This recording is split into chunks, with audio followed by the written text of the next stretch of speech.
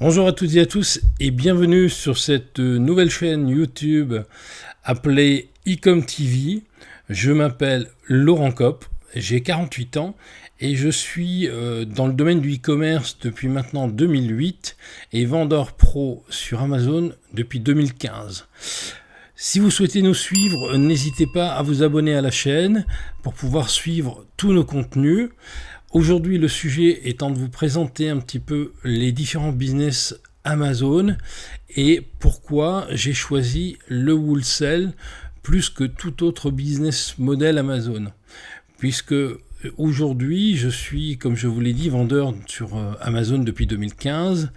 J'ai généré l'année dernière à peu près 120 000 euros de chiffre d'affaires pour un résultat net de 46 000 euros, donc quasiment 40% de marge, donc des marges assez élevées. En 2018, j'avais même fait un petit peu plus puisque j'avais un résultat de 65 000 euros net pour 150 000 euros de chiffre d'affaires, ce qui représente plus de 40% de marge. Donc c'est vraiment colossal et ça c'est dû en grande partie à la méthode que j'utilise. Donc la méthode elle est simple, c'est du wholesale. Le wholesale, comme beaucoup le savent, c'est de l'achat-revente de produits en gros, mais il faut dire qu'il y a énormément d'idées reçues sur le domaine du wholesale.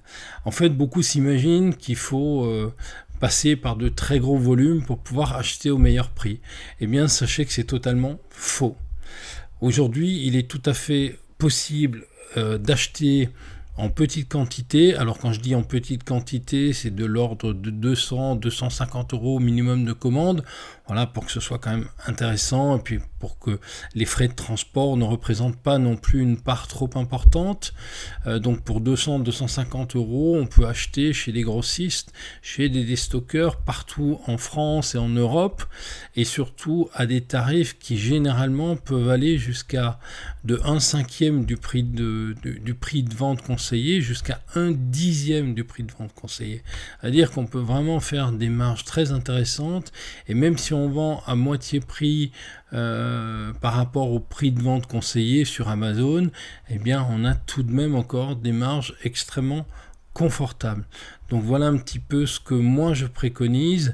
Alors pourquoi? Tout simplement parce que l'online arbitrage et le retail, ce sont deux business models que j'ai testés et que je n'aime pas forcément pour la simple et bonne raison, ce ne sont pas de mauvais business models, bien au contraire, mais le problème c'est qu'ils sont utilisés par beaucoup de monde. Je prends un exemple, le retail arbitrage. Aujourd'hui, tout le monde fait du retail, donc le retail arbitrage, pour ceux qui ne savent pas ce que c'est acheter dans une boutique physique des produits que vous allez revendre avec une marge sur Amazon. Et aujourd'hui, il y a une enseigne qui s'est fait un petit peu la spécialité des vendeurs Amazon, c'est une enseigne bleue et blanche que je vais citer, c'est Noz. Et chez Noz, effectivement, on trouve des produits à des tarifs extrêmement attractifs avec suffisamment de marge pour aller les revendre sur Amazon. Mais le problème aujourd'hui, c'est que tout le monde fait ça. Ça veut dire que tout le monde, et notamment les jeunes vendeurs, vont aller sourcer leurs produits chez Noz. La conséquence de ça, c'est qu'on va se retrouver avec des produits qui certes au départ peuvent paraître très intéressants en termes de marge, mais sur lesquels on va se retrouver en concurrence frontale avec énormément de vendeurs. Moi j'ai certains articles que j'avais sourcés justement chez Noz où je suis en concurrence avec 50, je dis bien 50 autres vendeurs. Donc là, pour vendre son produit, ça me semble très compliqué, à moins de fracasser le prix.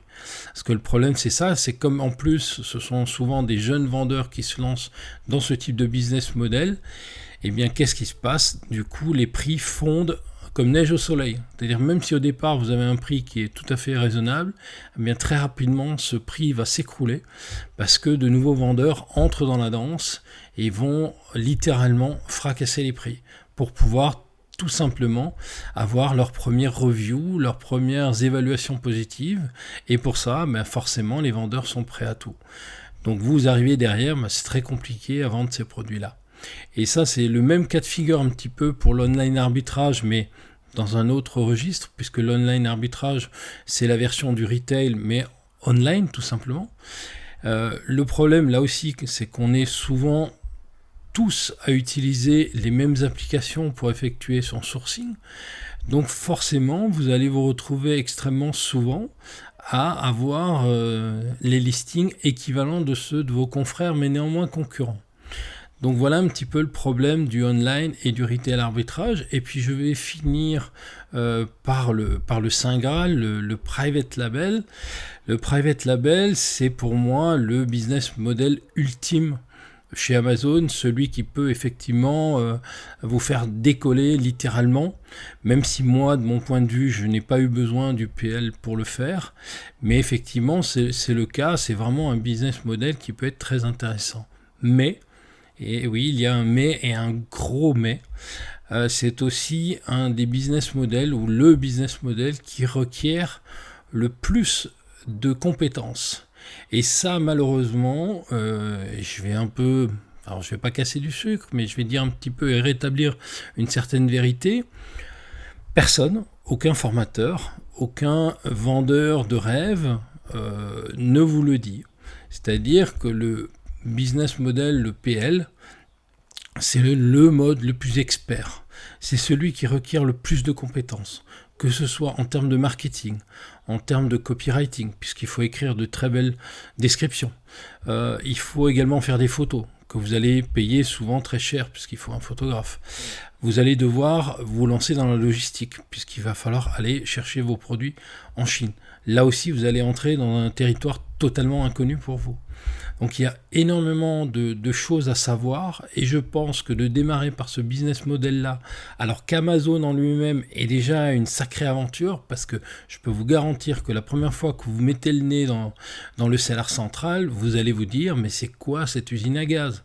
Clairement, et aujourd'hui encore plus, puisque tous les jours, Amazon nous sort de nouvelles fonctionnalités, de nouvelles fonctions qui sont ajoutées au cellar central, et qui le rendent de plus en plus complexe. Donc commencer par ce business model-là, le PL, alors qu'on est un débutant dans le business Amazon, c'est clairement, pour moi, je vais vous le dire, je vais avoir un mot fort, c'est du suicide. Voilà. Sachant qu'il y a aussi un autre point sur lequel on n'insiste pas assez. On fait croire aux gens que pour quelques centaines d'euros, on peut démarrer un private label. C'est faux, c'est totalement faux. Aujourd'hui, il faut un minimum de 2000-2500 euros pour pouvoir démarrer confortablement, et encore, je dirais, puisque si vous démarrez avec 2500 euros, que vous mettez tous vos deniers dans ce produit-là, et que fort heureusement pour vous, il cartonne, eh bien, vous n'aurez plus un sou derrière pour rapidement pouvoir augmenter votre stock. Parce qu'il va falloir très vite monter en puissance. Donc là aussi, si vous n'avez pas derrière les ressources nécessaires pour aller scaler, pour aller développer votre business, vous êtes foutu. Je suis désolé d'avoir un petit peu des mots forts, mais c'est un petit peu ce que je pense. Et très souvent, je trouve qu'on oublie un petit peu ce discours-là au profit de discours un peu trop féeriques en disant oui, lancez-vous dans le business, dans le PL, c'est le Saint Graal, évidemment, mais c'est aussi le business qui requiert énormément d'expérience. Et si vous n'en avez pas, il vaut mieux démarrer par un business model un petit peu plus soft qui va vous permettre de faire vos premières armes dans cet écosystème Amazon avant de vous lancer dans le business model le plus ultime. Donc voilà un petit peu mon point de vue.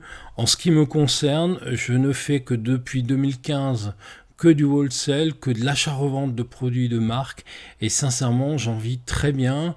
Je vis de mon business depuis maintenant 2018. J'ai pendant 3 ans eu une activité de salarié, et à côté de ça développé mon business Amazon.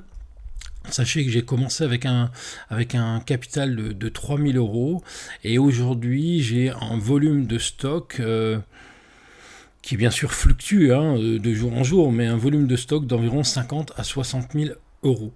Et ça m'a été uniquement permis grâce au fait que je n'ai pendant 3 ans pris aucun fonds dans ma société. Je réinvestissais en permanence tous les gains que j'avais auprès d'Amazon. Et donc du coup, ça m'a permis quand même très rapidement et de manière assez exponentielle de grossir mon stock et donc du coup forcément aussi le chiffre d'affaires.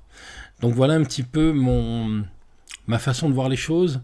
Sachez que si vous souhaitez en savoir plus, j'ai également créé un accompagnement pour les vendeurs Amazon, un accompagnement personnalisé avec du coaching où je vais pas à pas vous suivre dans votre process, dans la création de votre seller central, dans la création du business model pour vraiment vous donner toutes les clés pour réussir. Voilà. Bah écoutez, c'était une vidéo un petit peu d'introduction pour cette nouvelle chaîne YouTube, donc Ecom TV. Je suis absolument ravi d'avoir créé cette chaîne. Si vous avez des questions, n'hésitez pas à me les poser. Si vous avez certains sujets que vous souhaitez aborder, n'hésitez pas à me le faire savoir en commentaire. Je me ferai un très grand plaisir d'y répondre. Voilà, je vous dis à très bientôt. Merci.